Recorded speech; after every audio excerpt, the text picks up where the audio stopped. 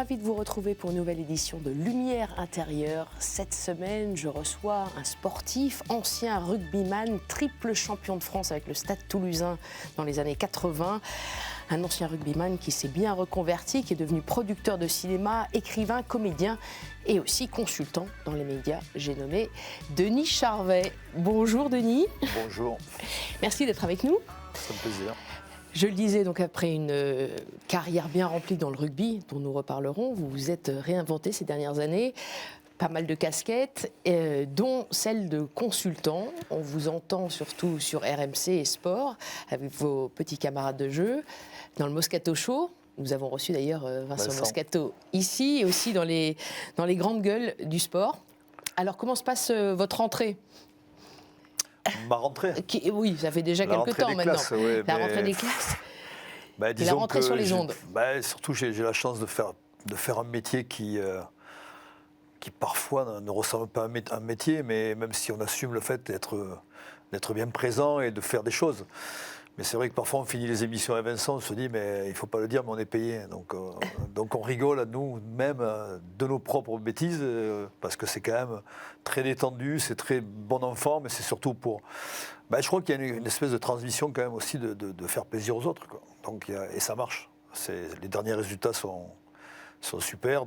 L'audience la dernière nous accorde un score de 1,2 million par émission, quoi, ce qui est énorme. Plus des podcasts qui sont par mois de 5 millions. Donc le podcast, c'est le mot à la mode. Voilà, maintenant, c'est les gens qui vont écouter l'émission après. Voilà. Et ça marche très fort. Bonne humeur contagieuse, donc. Oui, donc voilà, l'humeur contagieuse, c'est exactement ça. Je crois que c'est le partage aussi. On est un peu le café du commerce, non. Et Vincent est le patron du café. Et lui, c'est quand même ce qu'il sait faire de mieux depuis toujours. Vincent n'a jamais changé depuis que je le connais, quoi. Ça fait plus de 30 ans que je suis ami avec lui. Et il a toujours aimé, avoir une cour, aimer raconter des histoires, faire rire. Je crois qu'il a ce côté showman en lui depuis toujours, depuis qu'il est né. Et donc, il nous transmet ça aussi à nous, à cette équipe qui est la sienne. On y participe. Et puis, comme une équipe de rugby. Pas que de rugby, parce qu'Éric Dimeco est footballeur. Donc, Marie-Zévan GP était sauteuse en hauteur. Mais ce côté bande de potes, ça, c'est quelque chose que vous avez beaucoup connu aussi. Hein. Très qu'on a tribal. Je ne sais pas comment on dit, un peu grégaire, je ne sais pas comment on dit. Clanique. Oui, bon, il y a ce côté un peu quand même très... meute, un peu loup, de meute de loup, quoi. Voilà, il y a ça. Et lui, il aime bien être là, quoi. Au milieu, il aime bien... C'est pas qu'il aime diriger. C'est le loup alpha, alors, c'est ça ? Oui, voilà, c'est le loup alpha, mais c'est le loup dominant. Il y en a d'autres des loups alpha, peut-être, autour de lui. Voilà, donc il sait pas qu'il aime contrôler les autres, c'est qu'il aime être au milieu, et c'est sa faculté, c'est son talent. Et donc son talent, il parle tout seul, et il nous amène avec lui, il nous aspire dans sa bonne humeur, dans sa gouaille, parce qu'il a un truc à lui qui est particulier, quoi. Parfois, sincèrement, je suis en direct, je le regarde, il me fait rire. Je me dis, mais je suis quand même en direct d'une émission où il y a plus d'1 million d'auditeurs qui nous écoutent, et moi, je participe et je me rends compte en temps réel que je suis moi-même auditeur voilà, que je le regarde et qu'il me fait rire. Voilà. Et bon... C'est fantastique, voilà, c'est un vrai bonheur. C'est un vrai bonheur que d'être arrivé là, de continuer ce chemin-là qui un jour va s'arrêter, parce que j'ai pas envie, à 70 ans, de continuer à faire le consultant à la radio. Donc, je me donne Vous avez déjà vu un peu la suite ? Ouais, je me donne 2-3 ans de vie de radio, et puis après... moi, je suis rentré en 2007, donc ça va faire la 15e année. À temps plein, ça fait pratiquement... 6-7 ans que je suis vraiment en plein rodage, quoi. Avant, je rentrais j'étais un peu dans les bordures, mais bon, c'est super, mais je ne me vois pas vieillir tard. Plus que ça, donc dans 3-4 ans, on vous voit ailleurs. Ouais, ou ailleurs, puis faire autre chose peut-être. Et ça, vous pouvez nous en parler déjà ? Oui, moi, j'ai pas envie de finir ma vie sans avoir réalisé un film, donc... Alors, vous êtes déjà producteur ? Donc, je suis producteur, comédien. J'ai produit quelques films. Je suis rentré par le biais de la comédie, en fait. Mais le cinéma, c'est quelque chose que j'ai eu depuis tout petit, où à l'âge de 10 ans, j'avais mon cinéma dans la cave de mes parents, à Cahors, puisque je suis cadurcien. Vous êtes né à Cahors, oui. Et j'ai construit un univers qui me fascinait en fait. Et je me suis retrouvé à coller, au début c'était coller les films de famille de mes parents. Après je l'ai scotché parce que la scotcheuse est arrivée. Mais j'avais mon premier projecteur sonore qui s'appelait Enig à l'époque, je me souviens très bien. Et il fallait que le son soit derrière l'écran. C'est très important, il ne fallait pas entendre le projecteur. Donc mon père m'avait payé des cloisons en bois comme ça. Et puis j'avais décoré tout mon cinéma d'affiches de cinéma que j'avais récupéré au cinéma ABC à Cahors. Voilà, j'étais à fond dedans, quoi. Voilà. Et moi, mes rêves de cinéma, c'était des rêves de réalisateur. Là, vous aviez quel âge quand vous avez fait ça 10 ans, 12 ans. Ah oui, tout jeune. Oui, très jeune. Tout minot, comme on dit. Mais tout minot, je collais les films, donc j'avais installé mon laboratoire, mon à petit l'époque, vous étiez déjà dans le rugby. Oui, j'ai commencé le rugby très tôt, à 6-7 ans, mais vous étiez entre les deux quand même. Je partageais deux passions que vous ces aviez. deux passions de manière parallèle, mais j'étais vraiment dedans, quoi. Le cinéma était un peu, c'est pas un exutoire, c'était une passion réelle. Et après, quand j'ai commencé à prendre un peu d'âge et que je commençais à réfléchir à un avenir, je voulais faire l'IDEC à Paris, qui est devenue la FEMIS, en fait. Et je voulais faire cette école-là, cette école de technique, en fait. Je voulais apprendre la technique du cinéma. Mais j'avais quand même j'avais mon imaginaire à moi, mon univers à moi pas de metteur en scène, parce que je ne sais pas le mot, mais de ces images que j'avais envie de montrer ou de mettre en forme. Donc, je me souviens, très jeune, j'avais acheté un documentaire du premier homme qui est marché sur la Lune, Armstrong. Et il y avait une espèce ça faisait 15 minutes comme ça, et j'avais fait un montage son-parole que j'avais collé sur les images. Donc mais j'étais très jeune. Hein. Donc j'avais quand même cette aptitude à vouloir créer. À vouloir montrer des choses, et notamment à mes parents et à ma famille. Et je les convoquais, c'était presque une convocation, c'est presque une séance de cinéma. Je leur disais, il faut descendre, et là, je les installais, et moi, je me mettais derrière, et je lançais le film. Voilà. Donc, et puis, le destin fait qu'à un moment donné... Oui, parce qu'à ce moment-là, à un moment donné, ça a été le rugby, finalement. À un moment donné, je joue déjà au rugby, et je commence à bien jouer, et puis la passion du rugby l'emporte. Et donc à 18 ans, en fait, quand je joue au rugby à Cahors, mon rêve, c'est pas de devenir international, c'est de jouer dans mon équipe de Cahors. Parce que alors évidemment, j'avais des maîtres qui jouaient en équipe de France, comme Jo Mazot, Jean-Pierre Yves. Mais mes références, c'était quand même, ça restait ceux qui jouent à Cahors. Donc, puis moi, j'étais supporter, j'étais inconditionnel. Donc, tous les matchs, c'est moi qui étais à l'affichage du tableau, qui mettais les tableaux, j'étais haut comme 3 pommes, j'étais un enfant de la balle. Donc, vous aimiez bien afficher, en tout cas. Et puis ma famille, tous jouaient, mes cousins, mon oncle, mes cousins étaient internationaux, mais mes frères y ont joué, mon père y a joué, il fallait que j'y joue. C'est dans le sang, ouais. Et puis j'étais passionné aussi par le foot, mais Cahors, c'était plus rugby que foot, et puis ma famille a y joué, donc j'ai pris la voie royale dans un sens que c'était pas autrement, quoi. C'était pas autrement. Je peux même pas le dire autrement que ça, parce que j'étais très passionné de foot. Je jouais au foot aussi toute la journée dans le garage de mon père. Je tirais des buts à l'homme invisible. J'avais une espèce de cinéma dans ma tête. Je faisais des commentaires. Enfin voilà. J'étais déjà dans le consultant. Hein. Le consultant radio, il existait déjà quand j'avais 7-8 ans. Hein. Parce que je me souviens de la voix de Roger Coudert, je ne sais pas si ça vous dit quelque chose. Oui, et moi, je l'avais en moi. Et je parlais avec cette voix du sud-ouest que j'avais, donc c'était Roger Coudert. C'était mon maître à moi, c'était aussi Roger Coudert. Et en fait, à 18 ans, voilà, j'ai commencé à jouer en équipe première de Cahors. Je suis rentré dans ce vestiaire avec les grands. Et en fait, mes rêves se sont arrêtés là. Enfin, ils ont continué avec le rugby, mais j'avais atteint mes rêves déjà là. De gamin qui...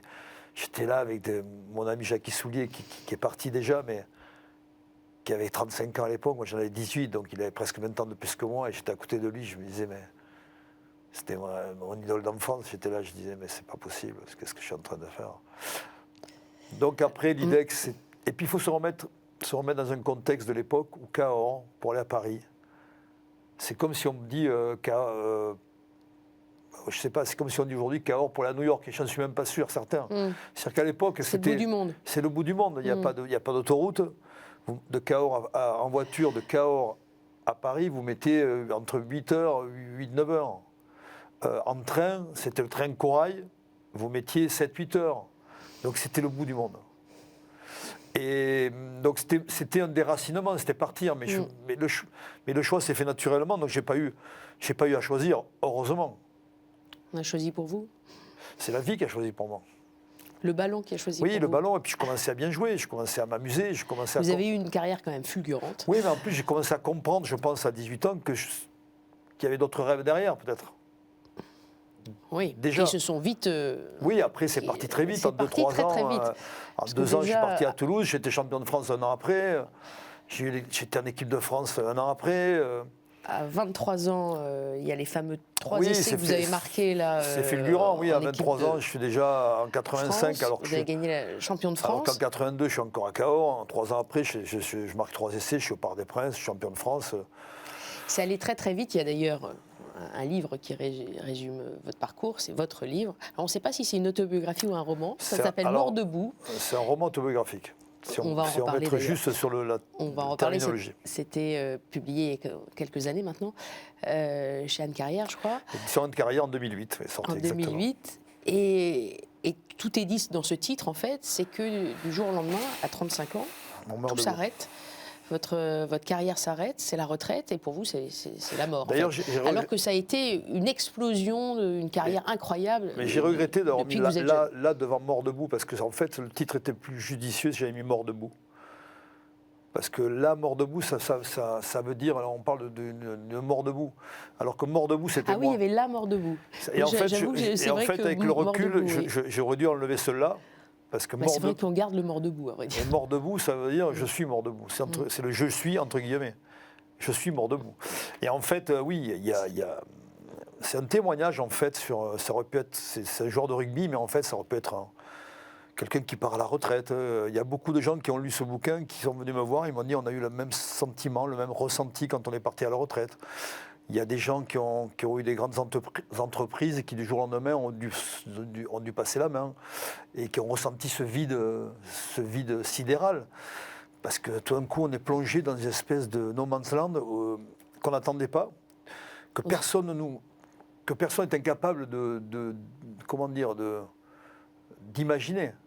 En fait, quand on le vit pas, ouais. Et on ne peut le vivre que quand ça arrive, en fait, dans l'instant T.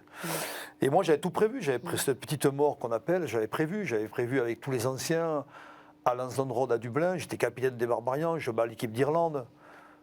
Qu'est-ce qu'on peut avoir comme sortie avec tous les aînés et puis ces figures, ces maîtres spirituels qui étaient là sur le bord du terrain, mais un stade plein. Hein. Puis à 4h du matin, j'ai compris que c'était fini, quoi.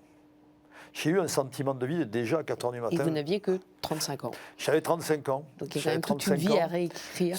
Et ce qu'il faut savoir, c'est qu'il y a plusieurs choses qui s'entremêlent. C'est-à-dire qu'il n'y a plus le vestiaire, il n'y a plus les copains, plus personne ne vous appelle. C'est la vie, hein. Je ne dis pas que ce n'est pas un reproche, hein. C'est un constat de la vie.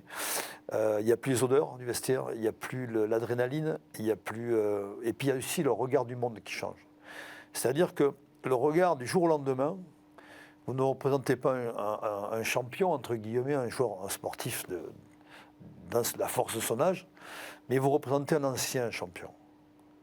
Et ça, on vous le rappelle à chaque fois. C'est-à-dire le chemin de croix, il démarre à partir du moment où vous arrêtez, ça dure ce que ça veut durer, parce qu'il y en a qui ne s'en remettent pas. Il y a plein de mes camarades de jeu, de mes frères, ce que j'appelle mes frères de jeu, qui ne s'en remettent pas. Et ça demande un courage incroyable. Je pense que le courage. Vous en êtes complètement remis? Oui, complètement. Ouais. Mais j'ai fait 3 ans de psychanalyse. Ça a pris du temps, oui. Moi, un jour matin, je me suis pris par la main, j'ai dit, je ne peux pas rester comme ça. Et j'ai croisé un livre qui a été... Moi, je ne crois pas au hasard. Hein, donc, un jour, il y a un livre, j'ai croisé un livre au hasard d'un rendez-vous, au hasard, j'enlève le hasard. Et ça s'appelle Passeur de vie de Jacques Salomé. Que je ne connaissais pas d'ailleurs, je ne connaissais pas Jacques Salomé, qui a écrit 30 livres, qui a été traduit dans 35 langues dans le monde entier. Et en fait, Passeur de vie, c'était ma vie. C'est-à-dire que Il parle de ces énergétivores, ces gens qui vous épuisent votre énergie, que vous rencontrez à longueur de journée, quand vous êtes extrêmement fragile, et qu'en fait, cette vulnérabilité que les gens ressentent en vous, ben, ils l'absorbent. Et donc, ça a été une révélation, et j'ai lu ce livre, j'ai dit, mais... Et donc, j'ai fait quelque chose d'incroyable. Et à l'époque, il n'y avait pas le téléphone portable, c'était le début. Et donc, j'ai pris mon téléphone, et j'ai appelé le 12, il y avait encore le 12. Et je lui ai dit, est-ce que vraiment, Jacques Salomé, je ne savais pas où il était. Et la personne du standard m'a dit, il y en a un, et c'est hier à Aix-en-Provence. J'y passais le mois, et je suis tombé sur lui. Incroyable. Incroyable. Et je suis tombé sur lui, je suis resté 3 quarts d'heure au téléphone, et à la fin, les 5 dernières minutes, il était en train de me révéler au téléphone, sans me connaître, sans savoir qui j'étais, des choses incroyables. Et c'est de lui-même qu'il a dit, écoutez, là, il faut qu'on s'arrête parce qu'on va trop loin. Et j'ai raccroché, passé 15 jours, parce que moi, quand mon bonheur, ça aurait été que lui, je sois avec lui. Mais lui, il était en province, il ne pouvait pas me prendre. 15 jours après, je l'ai rappelé, il m'a dit allez voir une certaine Dominique Levadou, elle a appris à New York, elle est formidable, je pense que ça vous correspond. Et je suis passé 3 ans et demi de ma vie. Avec votre psy, donc. Et je pense qu'elle m'a sauvé. Psychanalyste. Elle m'a sauvé, que je n'ai pas de la mort, parce que je ne suis pas quelqu'un de suicidaire, donc je ne suis pas du tout. Je me serais relevé, mais me relever comment, je n'en sais rien. Je me serais relevé. Ça ne serait peut-être pas là où vous parlez aujourd'hui, ça c'est certain. On va continuer de parler. Je vais m'éclipser, donc Ouais. c'est peut-être un peu comme le divan quand vous ne voyez pas le psy. Je vais vous proposer 4 mots, à vous de nous les éclairer. À tout de suite, Denis. À tout de suite.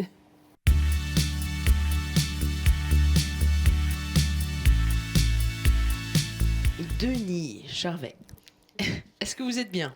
Très bien, Très bien. Vous avez l'habitude, ça va. un petit peu. Alors, je vous propose mon premier mot, et c'est blessure. Ben, blessures, j'en ai eu des blessures physiques à travers le sport que j'ai pratiqué, mais j'étais très chanceux, j'ai pas eu de graves blessures, donc on peut dire que je suis sorti indemne de ce parcours. Mais pour moi, blessure, le mot blessure, il y a un mot qui me vient à l'esprit tout de suite, c'est l'âme. Voilà. Les blessures de l'âme, celles-là qui sont importantes. C'est pas celles du corps. Je pense que les plus complexes ou les plus compliquées à vivre, c'est celles de l'âme. Et oui, là, c'est un mot qui me parle, forcément. Lesquelles? Il y a plusieurs blessures. Je crois que la blessure, si je dois faire un choix, c'est vraiment c'est cette petite mort. C'est quand j'ai arrêté de jouer, parce que c'est-à-dire quand on est acteur et qu'on est joueur de haut niveau, sportif à plein temps, la notion de temps n'intervient pas et on se sent tellement immortel, quoi. C'est-à-dire que c'est pas qu'on nous fait croire à cette immortalité-là, c'est qu'on l'épouse. On l'épouse parce qu'il faut être performant et qu'il faut être. On se met dans la peau de quelqu'un qui est incassable. Donc il y a cette période-là, pendant 18 ans de ma vie, où finalement on joue un rôle, quoi. C'est presque un jeu de rôle où on joue le champion, quoi. Et sans que personne ne soit capable, mais c'est pas un reproche, soit capable de nous accompagner, quoi. Pendant longtemps, je me suis demandé ce qu'on pourrait faire pour accompagner ces sportifs-là. Mais c'est tellement compliqué dans la société qui est la nôtre, c'est-à-dire de prendre en compte ces blessures de l'âme. Donc on ne sort pas indemne de ce parcours-là, et moi, la sortie a été violente. Ouais. Le prix à payer a été très, très, très, très, très lourd. C'était très douloureux d'en parler, même toujours, c'est un peu douloureux parce qu'on est seul au monde, sans seul au monde. faut avoir le courage de le dire. Il y a toujours un non-dit, quoi. C'est-à-dire qu'il y a une espèce de honte cachée de ne plus être, au moment où ça s'arrête, c'est-à-dire de ne plus être un champion. Alors que c'est le propre de la vie, c'est-à-dire qu'on est rattrapé par la vie, tout simplement, et cette difficulté de redevenir un homme comme les autres, sans un supplément d'âme qu'on peut nous penser avoir pendant qu'on est joueur. Et avec la difficulté de redevenir fort, parce que la vérité, c'est qu'on sort pas indemne, quoi. On est tellement vulnérable, tellement fragile, tellement... Puis la moindre main tendue, c'est presque du bonheur. Même si cette main, elle est tordue, même si elle est intéressée, c'est pas très grave, en fait. Donc après, on fait que des erreurs, mais c'est un apprentissage de la vie. Je le dis dans mon bouquin, je dis c'est comme... en fait, nous, c'est comme un fauve qu'on expose à toutes les représentations au cirque. Et en fait, nous c'était le terrain, les lions, c'est le cirque. Imaginez que ce lion domestique que vous lâchez dans la jungle, voilà, est-ce qu'il survit? Je ne suis pas sûr, quoi. Je suis pas sûr qu'il survive. Vous parlez des blessures de l'âme. Est-ce qu'il y a aussi une blessure d'orgueil? C'est forcément lié. C'est lié sûrement à une espèce d'incompréhension, mais qui est logique aussi. Alors je dis logique aujourd'hui avec le recul. Mais pour moi, elle n'était pas logique à l'époque. C'est-à-dire que cette incompréhension, oui, effectivement, le fait qu'on accepte d'être sacralisé tout d'un coup, d'être complètement ramené au commun des mortels. Mais pas toujours. Vous avez été écarté du mondial 1991 par Jean Triot. Oui, ça, oui, je n'ai même pas parlé de celle-là, mais ça, c'était une grande blessure aussi. Mais oui, orgueil, oui, mais peut-être que, je ne sais pas, la démarche, elle est différente, parce que là, c'est un entraîneur qui était dans la lignée de ce que j'ai vécu, moi, en tant que joueur, c'est-à-dire cette lignée des trois quarts centres. Jean Triot était un grand trois quarts centre international, donc en équipe de France. Et je pensais bêtement qu'il allait m'accompagner, qu'il allait transmettre le bâton, le témoin. Il ne l'a jamais fait. Il n'en était pas capable. Et puis il m'a exécuté. Ouais, lui, c'est... Je ne peux même pas en parler parce que pour moi, il n'existe plus, quoi. Donc c'est à ce point. Vous ne lui avez pas pardonné? Non, je ne pardonnerai jamais. C'est le seul. Je crois que c'est un des rares. D'accord. Mais pas pardonner parce que, en fait, à l'endroit où je l'ai vécu, c'était plus qu'une trahison, quoi. Il y a l'incompréhension, mais il y a la trahison, quoi. On ne peut pas trahir un frère. C'est ce qu'il a fait. Je vous propose de passer au deuxième mot. Et après les frères, les femmes. Il y a un petit chapitre, si vous avez lu mon bouquin, de 5 lignes sur les femmes, voilà. Justement, 5 lignes, il n'y a pas grand-chose. J'ai Les tout dit. femmes jamais comprises, écrivez-vous. J'ai tout dit dans ces 5 lignes, voilà. Donc ça a été compliqué. Alors est-ce que c'est parce que je suis le troisième de 3 garçons. De 3 garçons, sûrement. Pourtant, vous êtes entouré de femmes. Évidemment, vous avez votre compagne et vous avez 2 filles. Oui, c'est le destin a voulu que je me rattrape avec les femmes. Donc, non, mais quand je dis jamais comprise, oui, je pense que une sœur m'a manqué forcément. Ma mère, je l'adorais. Sûrement qu'elle travaillait beaucoup avec mon père. Peut-être qu'il a manqué un peu plus de présence, mais... Elle était libraire avec votre père? Ils avaient la maison de la presse à Cahors. Et quand je dis que j'ai jamais pris l'avion avec mes parents, ça me fascine parce qu'ils ne sont plus là, mais je me dis, mais c'est quand même incroyable. C'est-à-dire que j'ai jamais voyagé avec mes parents. Mais je me suis rattrapé avec mes filles après, donc c'est pas qu'on rattrape le temps, mais finalement, il y a le regret de ne pas avoir partagé des choses plus intenses avec mes parents, ça c'est certain. Et donc quand on parle des femmes, j'ai manqué d'éducation, c'est certain. Vous parlez de regret aussi? Regret, c'est oui, mais les regrets, heureusement qu'on a les regrets. Ça serait terrible de ne pas avoir de regrets. C'est comme celui qui dit, si je refaisais ma vie, je referais pareil. C'est comme si moi, je vous dis, si je refais ma carrière, je fais pareil. Non, je change beaucoup, beaucoup de virgules. Heureusement d'ailleurs. Mais regrets, oui, regret de ne pas avoir eu, de pas avoir eu une grande sœur. Sûrement. Sûrement, de ne pas avoir, qui m'aurait permis d'avoir d'autres codes, une autre approche. Parce qu'après, moi, je commençais à jouer, voilà, j'ai peut-être profité aussi de ça aussi, bêtement, naïvement, rentrant dans ces rôles de séducteur, j'allais dire, oui, qui veulent rien dire. Donc tout ça, ouais, je l'ai survolé. Dans votre livre Mort debout, vous évoquez une Norma. On imagine une Emma, c'est le nom de votre femme. Oui, oui, c'est. Est-ce que la rencontre que vous racontez s'est déroulée comme celle que vous écrivez dans le livre? Non, pas exactement. Mais Norma, elle représente un idéal, voilà. C'est un idéal féminin, donc ça va même au-delà, c'est presque un fantasme. Elle représente voilà, dans mon imaginaire à moi, évidemment. Donc, dans ce que je me suis représenté des femmes, voilà, il y a un côté un peu masculin, un peu fort, un peu autoritaire, sûrement, je ne sais pas. Mais quelqu'un de courageux, voilà, une femme courageuse, forte, déterminée. Peut-être c'est ma mère, hein. Parce que là, je me sens un peu psychanalysé, donc. Mais. Vous avez l'habitude.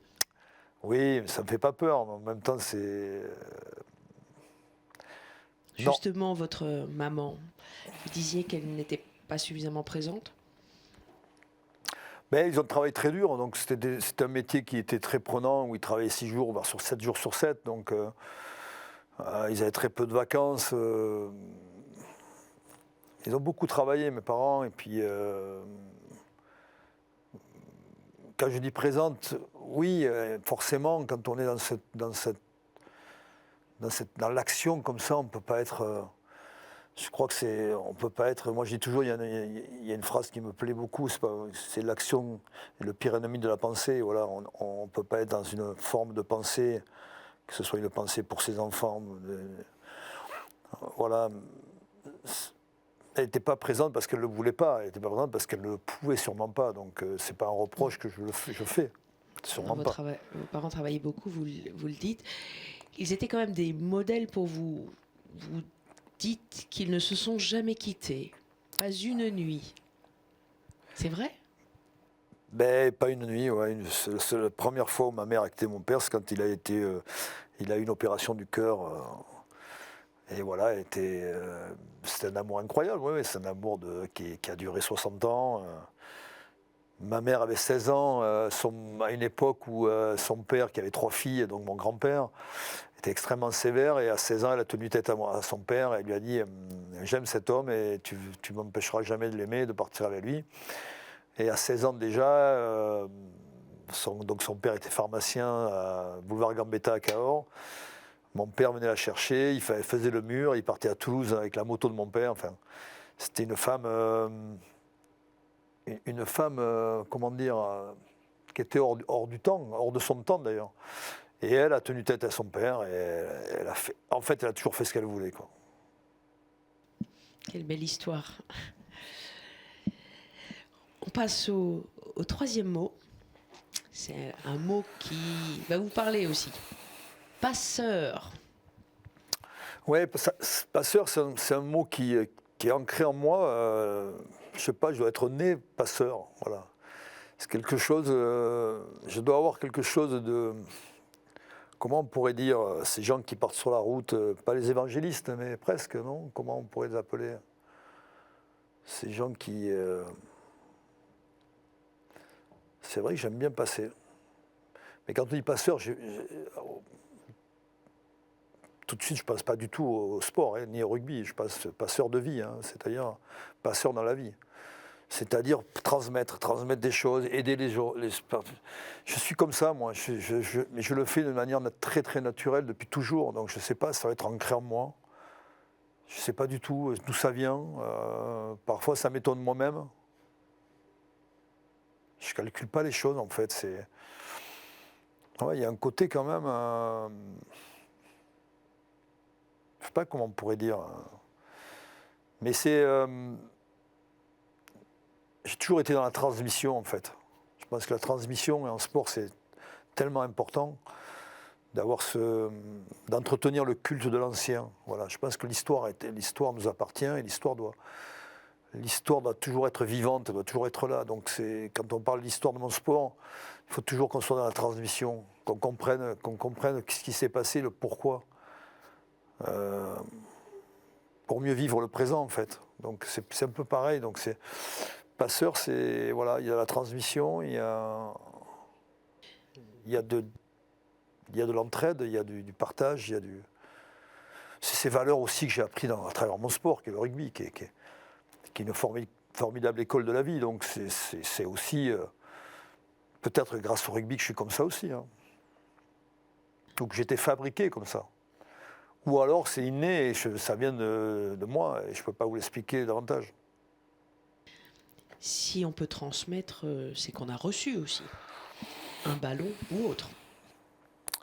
Oui, on parle de transmettre, c'est la transmission, on est d'accord. La transmission, c'est-à-dire qu'il y a des gens avant nous. Hein.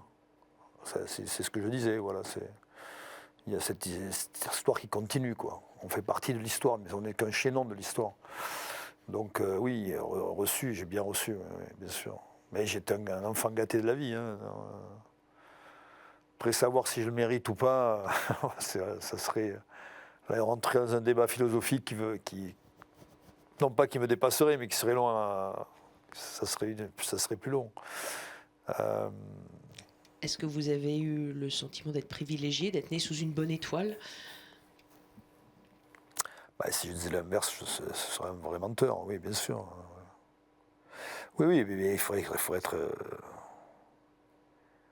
ingrat de ne pas avoir quand même parfois une réflexion qui vous fait dire mais pourquoi ça m'arrive à moi et pas à l'autre, évidemment. Évidemment, et ça m'est pas arrivé qu'une fois de me poser cette question-là. C'est surtout sans faire de misérabilisme. Il suffit de regarder autour de nous, dans le monde, ce qui se passe. Donc. Après, j'en reviens au mérite. Est-ce qu'on ne mérite pas ? Pourquoi moi ? Pourquoi pas lui ? Alors c'est vrai que vous avez beaucoup reçu. Vous avez aussi beaucoup donné. Et puis vous avez d'une certaine façon aussi pas mal payé. On en revient toujours à cette période après vos 35 ans.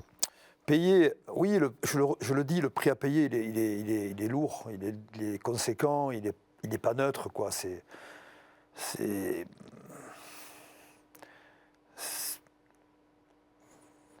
un peu comme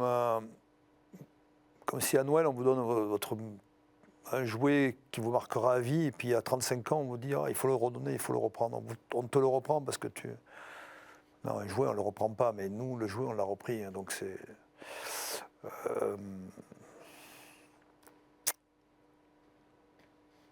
Oui, mais malgré tout cela, et je ne peux pas dire quand même que si on fait des colonnes comme ça, positif, négatif, oui, il n'y a que du positif qui sort, quoi.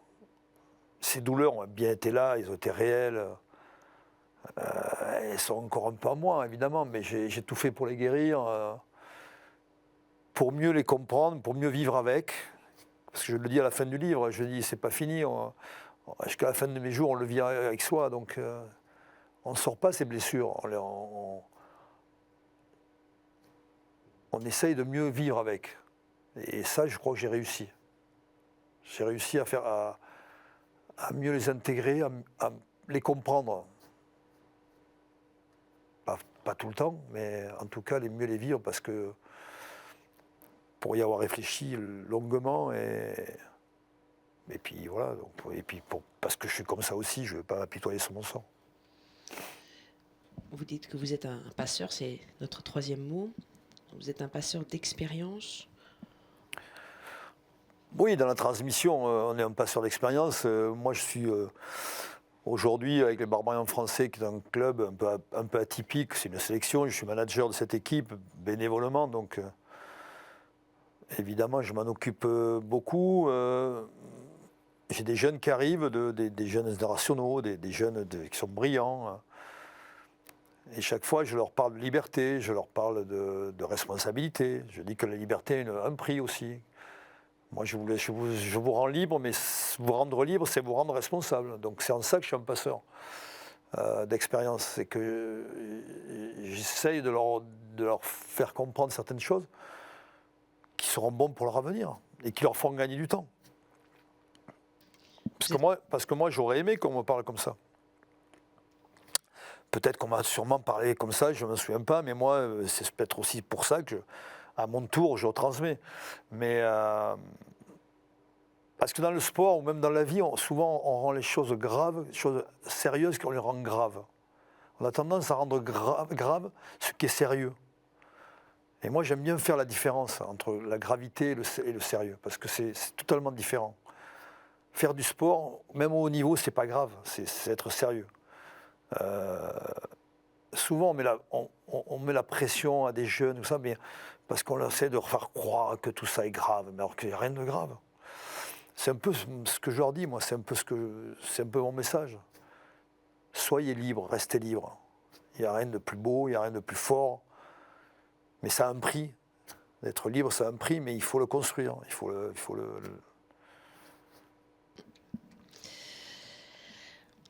Alors, on passe, c'est le cas de le dire, à notre quatrième et dernier mot. Résurrection.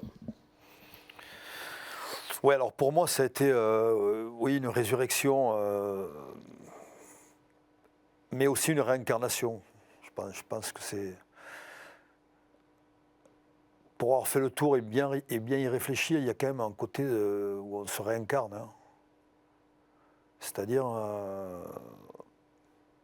moi, c'est pas que j'ai tué le joueur de rugby, mais pour moi, il est plus du tout à moi. Quoi. Je ne suis plus du tout ce joueur-là.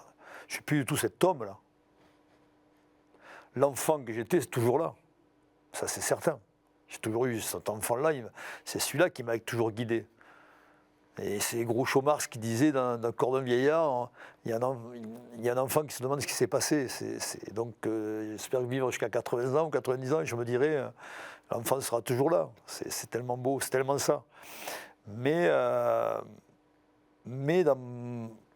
dans mon expérience de vie, il a fallu qu'à un moment donné, trouver la voie, trouver le chemin. Justement, au moment où ça s'est arrêté et que cette folie s'est arrêtée, parce que quand je parle de folie, c'est cet engrenage, on va dire, de sportifs de haut niveau qui est extrêmement oppressant, qui est magnifique, qu'on magnifie tout le temps, mais qui est réellement magnifique quand on le vit.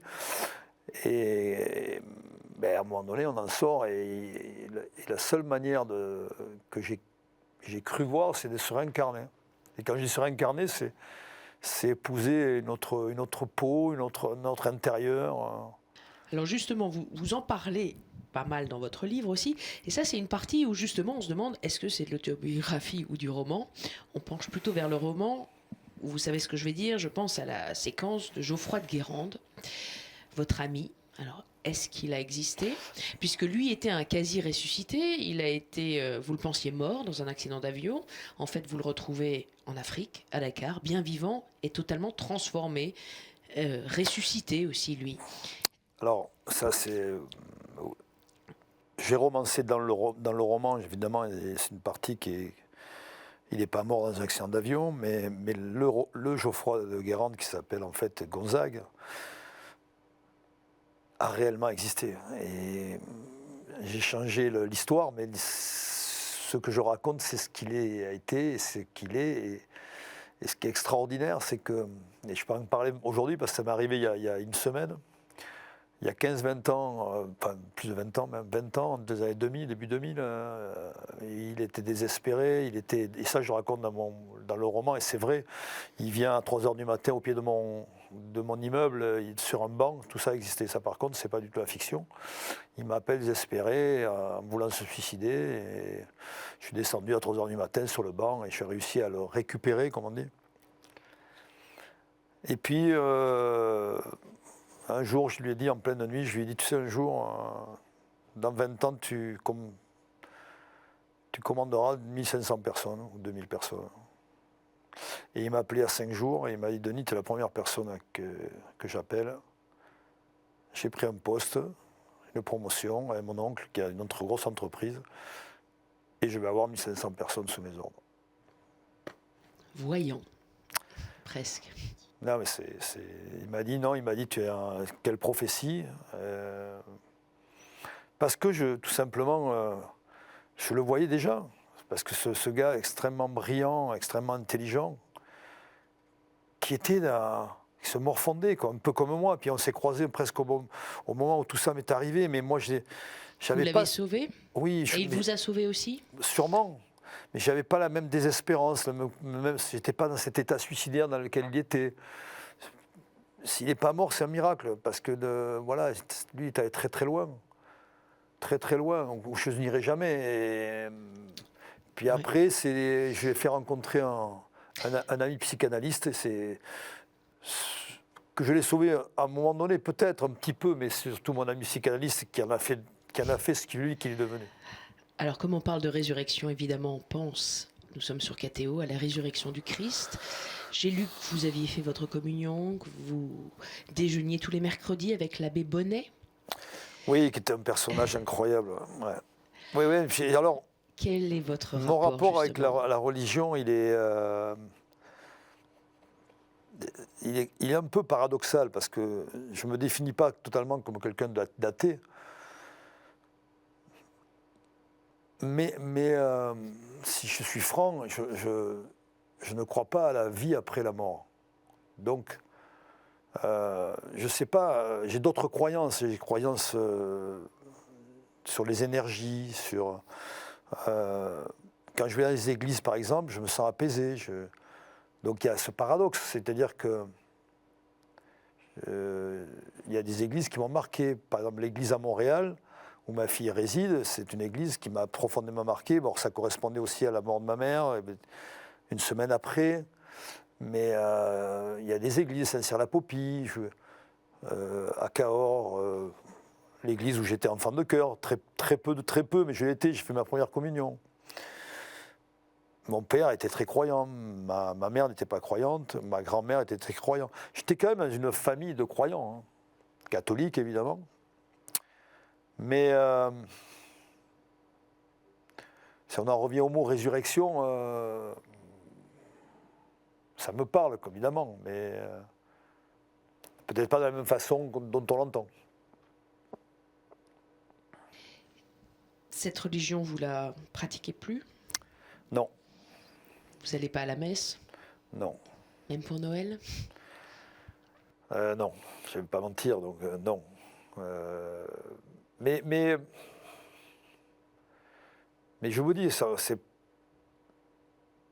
c'est très curieux parce qu'il y a quand même un profond respect pour cette religion.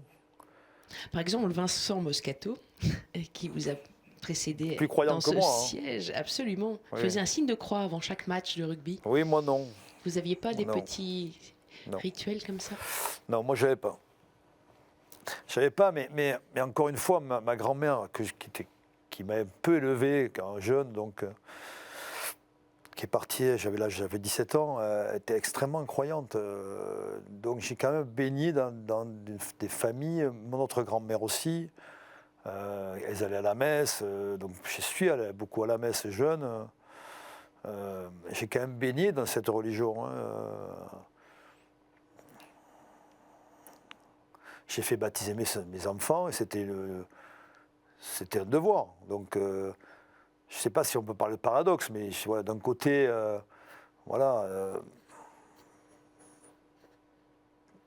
il y a un profond respect, Puis je sais pas, il y a aussi ce respect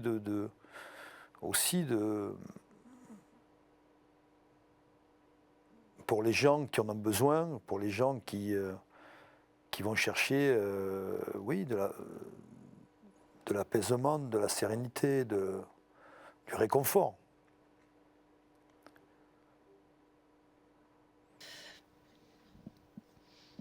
Est-ce que vous priez? Non plus. Je prie pas, mais quand je suis allé à Montréal, que ma mère était décédée depuis une semaine, donc en 2019,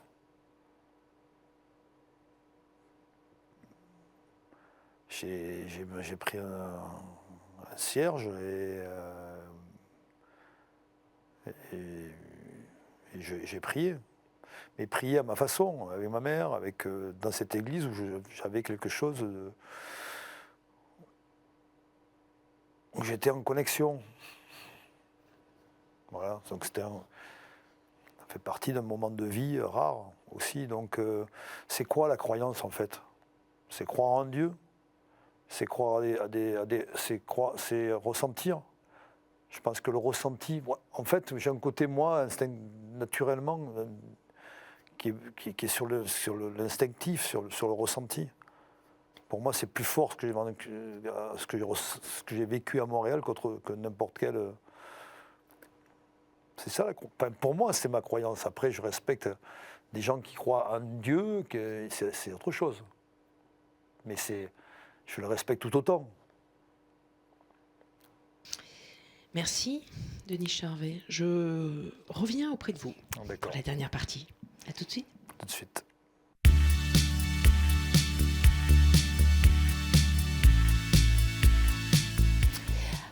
Alors, Denis Charvet, comment avez-vous vécu cette expérience?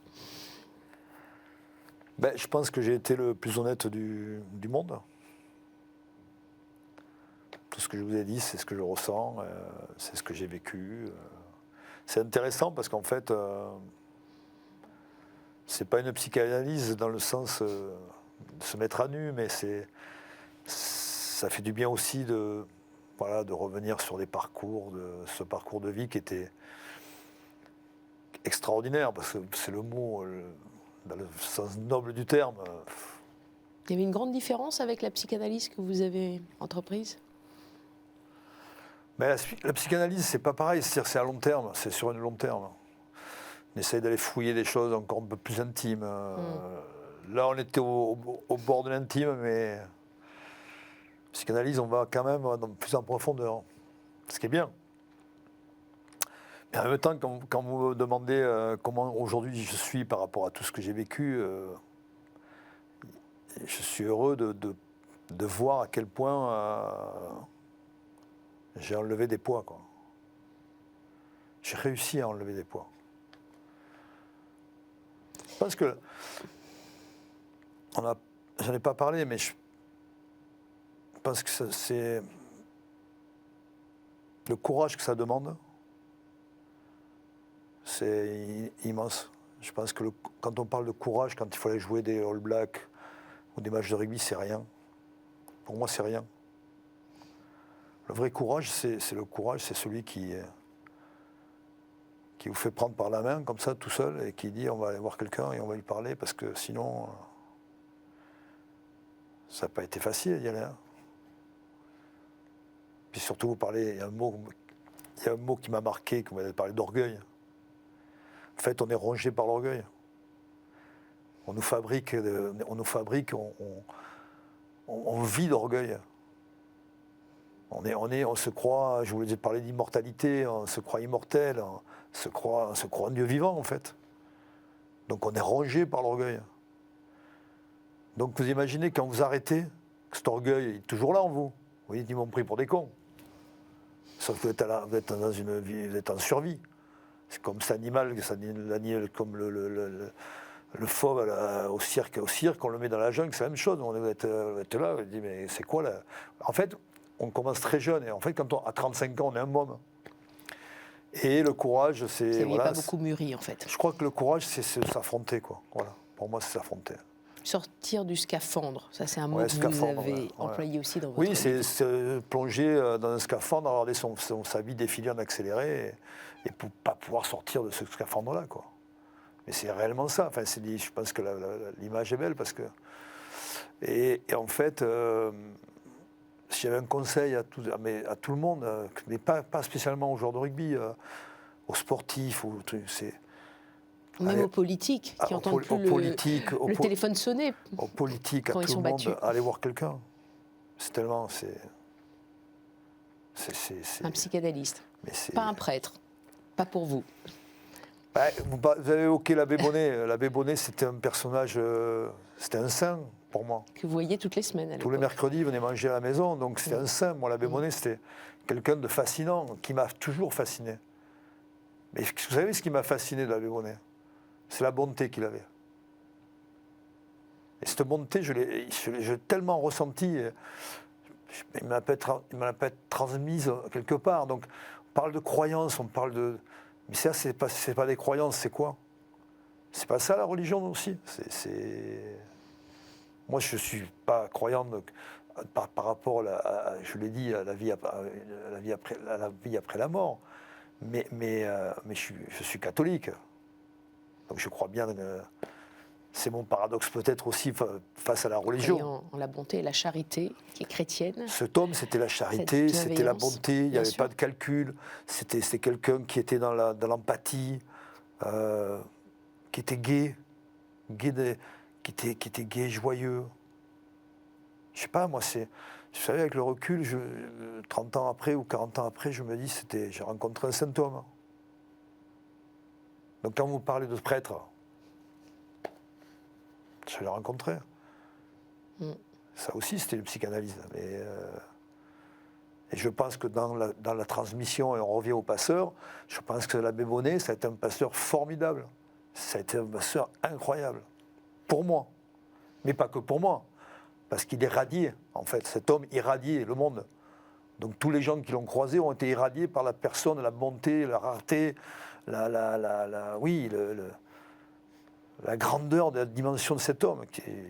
Donc voilà, j'ai eu la chance de le rencontrer et de l'avoir à table tous les mercredis. Et c'était un bonheur de le recevoir. C'était un bonheur absolu.